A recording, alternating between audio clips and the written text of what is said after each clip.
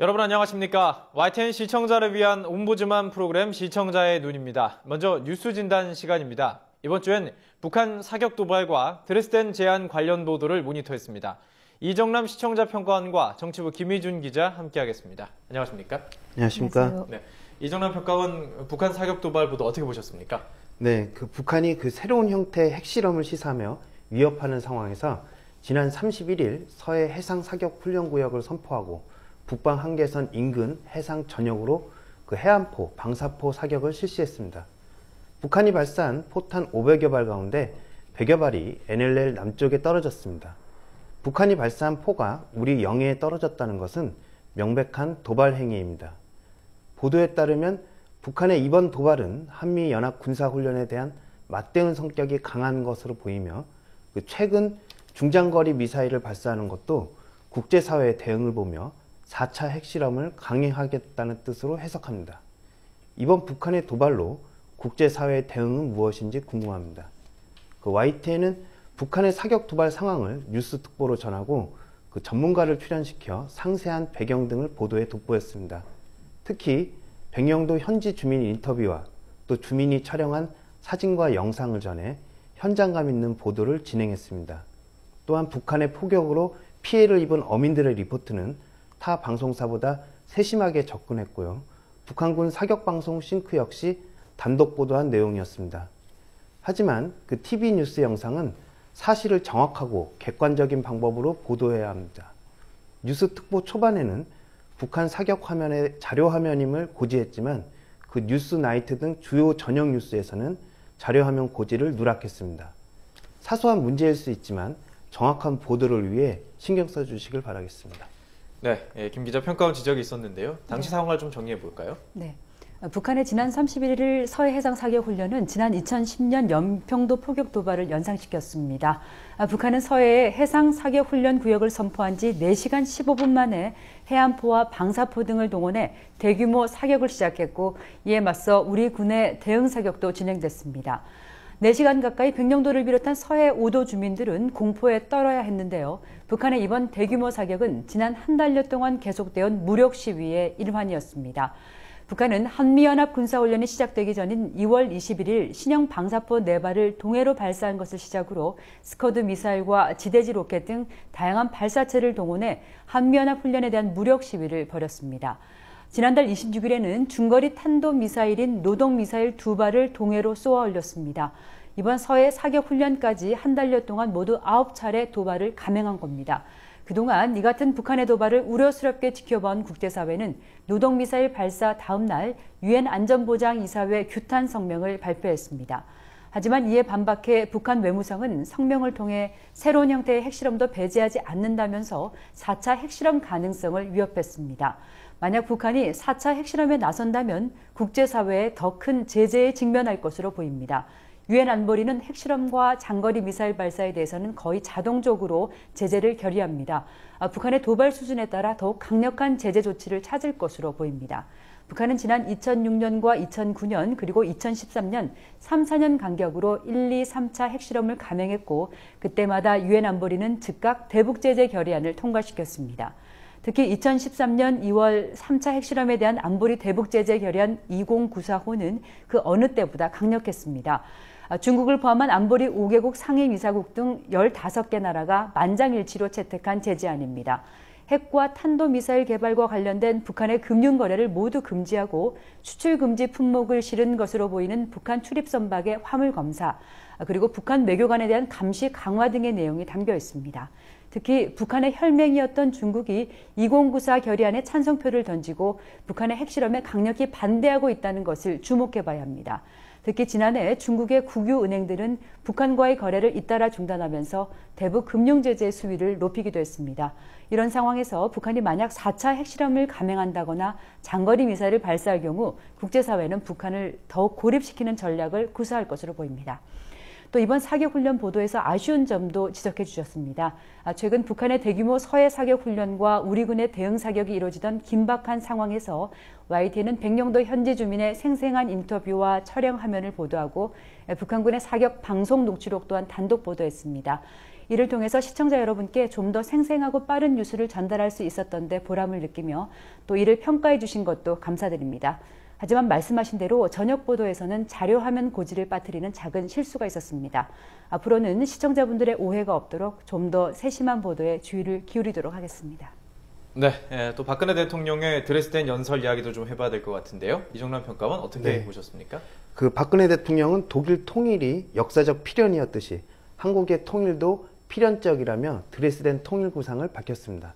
그 남북 간 인도적 문제 해결, 또 북한 민생 인프라 구축, 남북 주민 간 동질적 회복 등 그 3대 제안을 한 것이었는데요. 북한이 자신들의 매체를 통해 박근혜 대통령의 드레스덴 제안을 맹비난하면서 사실상 거부 입장을 밝혀 당분간 그 남북 관계 개선이 더욱 어렵게 됐습니다. 사실 민생 인프라 구축 등 박 대통령의 드레스덴 3대 제안은 5.24 조치 해결 없이는 불가능합니다. 박 대통령이 5.24 조치의 완화를 시사했지만 우리 정부는 천안함 사건에 대한 북한의 책임 있는 사과가 선행돼야 문제를 풀 수 있다는 입장입니다. 정부가 남북관계 개선의 해법을 찾기 위해 꾸준히 노력을 하고 있는 것 같은데요.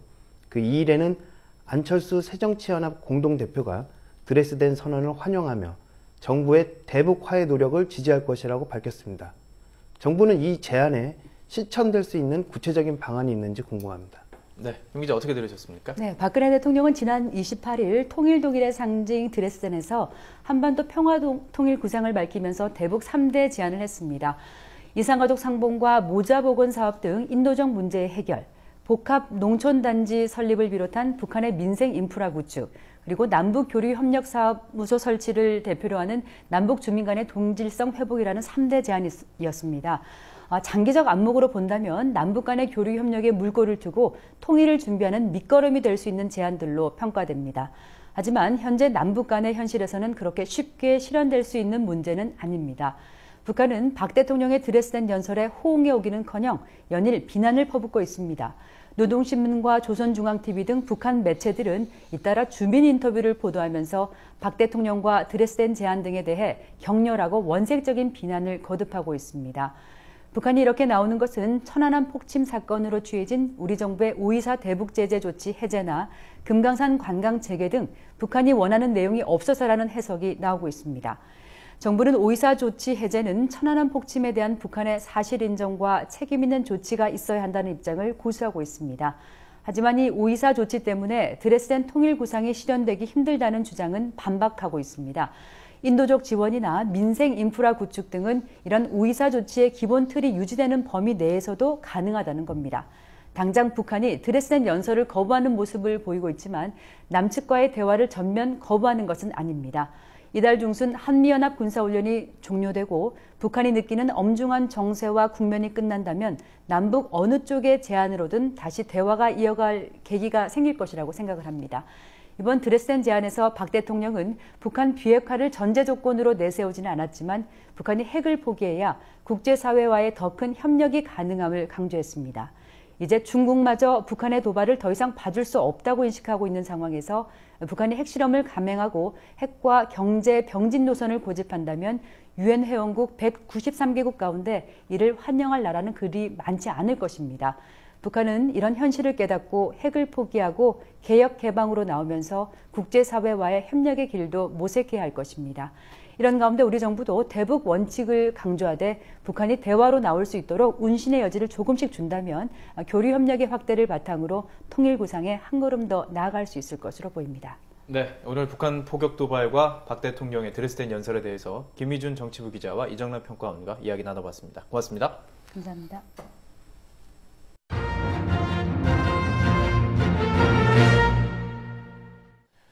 이번엔 시청자들께서 직접 만든 프로그램을 소개하는 시간입니다. 교통안전공단에서 교통사고 없는 안전하고 행복한 대한민국 만들기 UCC 공모전을 열었는데요. 여기서 동상을 받은 작품 함께 보시겠습니다.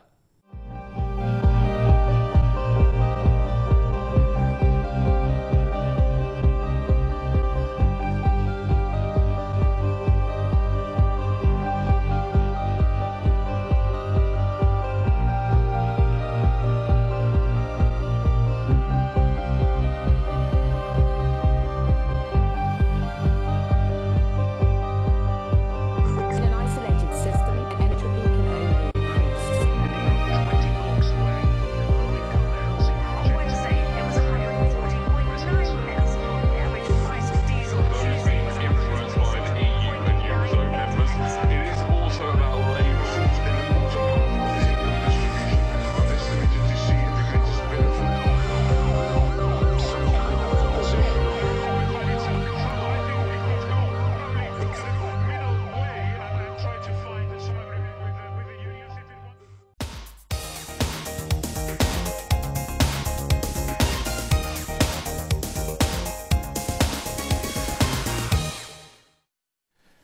지상파 DMB 채널인 YTN DMB 프로그램을 평가하는 내가 본 YTN 순서입니다. 이번 주엔 황금 나침반에 대한 김은미 평가원의 의견 들어보겠습니다. 안녕하세요. 저는 YTN 시청자 평가원 김은미입니다. 만약 일상의 소소한 것들에 주목하게 됨으로써 새로운 즐거움을 느끼거나 경험할 수 있게 된다면 우리 삶의 질은 조금 더 윤택하고 풍요로워질 수 있을 것입니다.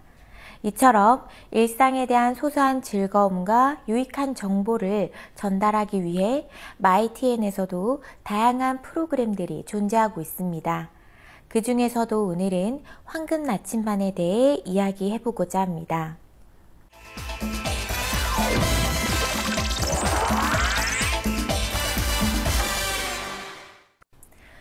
황금 나침반과 같이 다양한 정보와 즐거움에 주목해서 시청자들에게 유익한 정보를 전달하기 위해 노력하는 프로그램들은 사실 다양하게 존재합니다. YTN에서뿐만 아니라 지상파 방송과 케이블 방송, 그리고 종편에 이르기까지 황금 나침반과 같은 유사한 형태의 방송은 쉽게 찾아볼 수 있습니다. 그만큼 시청자들에게는 미디어에서 접할 수 있는 일상의 소소한 즐거움이 구분 없이 넘쳐나고 있는 상황이기까지 합니다. 그래서인지 이러한 유사한 형태의 방송은 사실 특별한 특징과 차이가 존재하지 않는다면 시청자들에게는 프로그램의 특징과 매력을 명확히 전달할 수 없을 것입니다. 유사한 형태의 방송들은 시청자들에게 전달하는 내용과 주제 또한 음식, 맛집, 여행지 등과 같이 비슷한 정보들을 전달하기에 급급한 실정입니다. 인터넷 공간에서도 넘쳐나는 주제와 내용을 방송에서조차 앞다투어 전달하기에 바쁜 실정인 것입니다. 이러한 방송은 이제 시청자들에게 유익하고 흥미로운 정보라고 할 수 없을 것입니다. 또한 이러한 방송은 시청자들에게도 특별한 의미가 될 수 없을 것입니다. 이날 방송된 황금 나침반에서는 가격을 파괴한 저렴한 맛집들에 대한 정보와 우리 주변의 세봄맞이 대청소에 대한 내용을 전달하였습니다. 특히 전국에 있는 맛집 중에서도 저렴한 가격과 좋은 재료를 제공하는 맛집에 대한 정보를 전달하였습니다. 하지만 맛집에 대한 내용과 소재는 사실 유사한 형태의 방송에서 그동안 자주 소개되고 전달되었던 내용일 것입니다. 심지어 한 집 걸러 한 집이 맛집으로 선정되어 소개되고 전달될 정도로 시청자들에게는 자주 소개되고 전달되었던 내용이라고 할 수 있을 것입니다. 이러한 유사한 방송의 동일한 소재는 시청자들에게는 새롭거나 특별할 것 없는 내용일 것입니다. 이처럼 겹치고 중복되는 방송의 소재와 내용은 장기적으로는 해당 방송에 대한 신뢰와 특별함에도 긍정적인 영향을 미치지 못할 것입니다. 결국 시청자들의 일상에 새로운 의미를 전달하겠다는 황금 나침반의 의도와 목적과도 상반된 노력의 결과라고 할 수 있을 것입니다. 그동안 황금 나침반에서는 시청자들의 일상생활에서 주목받지 못했던 다양한 의미와 가치들에 주목해서 전달하기 위해 노력하였습니다. 그리고 시청자들에게 전달되었던 내용 또한 일상에 대해 다시 한번 생각하고 고민할 수 있는 내용과 소재에 대해 이야기하고자 노력해 왔었습니다. 이러한 지속적인 노력이 시청자들에게는 단순한 즐거움과 흥미의 단계에서 멈추는 것이 아니라 일상의 의미에 대해 고찰할 수 있는 시간을 제공했던 것입니다. 이날 방송되었던 세봄맞이 대청소에 대한 내용의 경우 시청자들의 일상에 존재하는 하천과 공원, 그리고 터널과 같이 어쩌면 모르고 지났을 공간 속에서 새봄을 맞이하려는 우리 이웃들의 숨은 노력에 대한 내용을 전달하였습니다. 이러한 내용은 시청자들에게도 우리 일상의 소중한 의미와 이웃들의 노력을 생각할 수 있는 기회와 시간을 제공했다고 생각합니다. 이처럼 황금 나침반에서는 유사한 방송에서 전달되었던 중복되는 소재와 내용보다는 시청자들에게 진정으로 필요하고 유익한 정보에 대해 주목할 필요가 있는 것입니다. 그리고 이러한 노력은 시청자들에게도 황금 나침반에 대한 신뢰와 특별함에 긍정적인 도움이 될 수 있을 것입니다. 그러므로 앞으로도 황금 나침반에서는 시청자들의 일상에 숨어있던 의미와 가치를 생각할 수 있는 기회와 시간이 되기를 기대합니다. 제작진의 이러한 노력이야말로 시청자들에게는 더욱 유익하고 즐거운 경험이 될 수 있을 것입니다.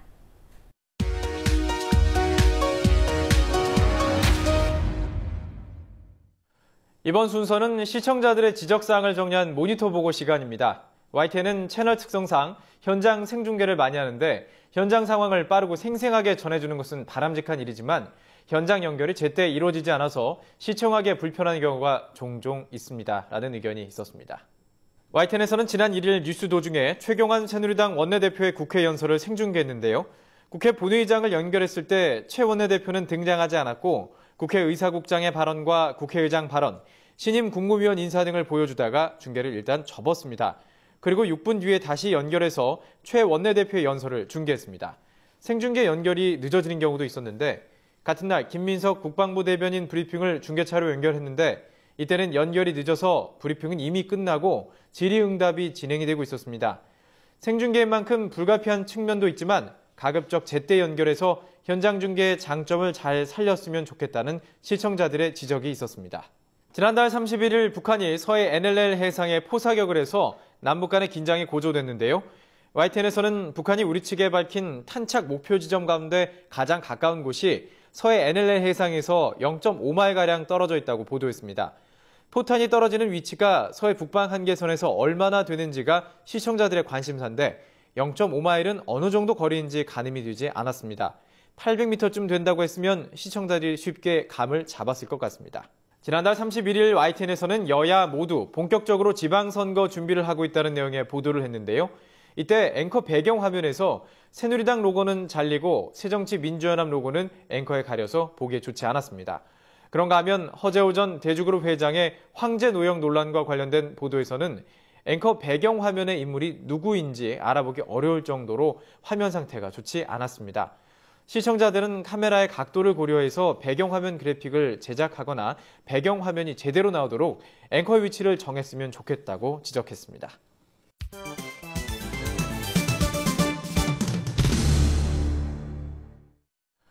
언론 전문가로부터 우리 언론의 문제점과 발전 방향 등을 들어보는 매체 비평 시간입니다. 오늘은 최은경 한양대학교 교수로부터 상식과 정의가 통하는 사회, 그리고 언론이라는 제목의 논평 들어보겠습니다.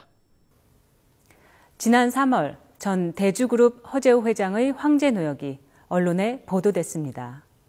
허 회장은 조세 포탈과 횡령 혐의로 징역 2년 6개월에 집행유예 4년, 그리고 벌금 254억 원을 대법원으로부터 확정받았습니다.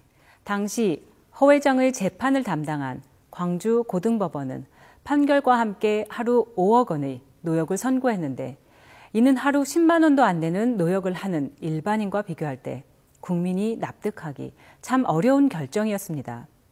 결국 허 회장의 노역을 황제 노역이라 비판하는 여론이 거세지면서 그 파장은 순식간에 커져갔습니다.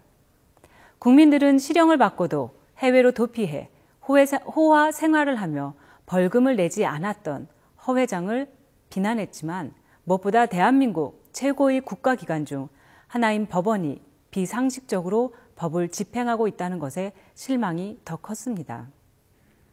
국민을 위해 존재해야 하는 법이 유독 대기업 회장에게는 관대했다는 것을 납득하기 어려웠기 때문입니다. 사실 노역장은 법 집행의 마지막 수단이기도 합니다. 하지만 허 회장은 법원의 판결 후에 압류 등 강제 환수 절차와 재산 압류 조치라는 절차도 거치지 않고 노역장을 했던 것입니다.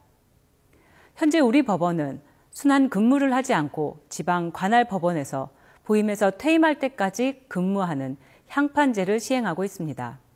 본래 향판제는 수도권 근무를 선호하느라 지방 법원제를 기피하는 문제를 해결하기 위해 2004년도에 도입된 제도입니다. 때문에 지역 사정에 밝은 해당 지역 출신의 법관들이 재판을 담당하면서 지역 사회에서 신뢰와 지지를 받았던 제도이기도 합니다.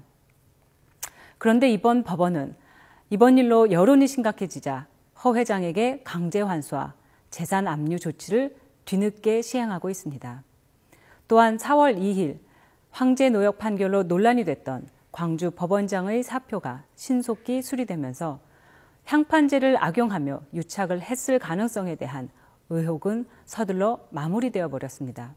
결국 이번 황제 노역 사건으로 인해 향판제의 본 취지는 사라졌고 제도 개선만이 해법이라는 논리로 상황이 정리되어 가고 있습니다. 한편으로는 지역 법관 제도의 문제점이 황제 노역이 공개되고서야 제도가 개선되는 안타까움이 들기도 합니다. 사실 일부 언론은 이번 사건을 축소 보도하거나 아예 자세히 보도하지 않기도 했고 또 YTN을 비롯한 일부 언론은 이를 지속적으로 심각하게 다루기도 했습니다. 그러나 이번 사태의 핵심은 언론의 태도보다 법원이 국민의 불신을 두려워하지 않는 데 있는 것 같습니다. 그 어떤 상황에서도 정의롭고 지혜롭게 법을 집행해야 하는 법원이 있는 자에게는 비정상적이고 비상식적으로 작동한다는 것은 우리가 기대한 법의 모습이 아닙니다. 국민들은 법이 만인에게 평등하다는 기본 원칙이 예외 없이 언제나 통하는 상식사회를 원하고 있습니다.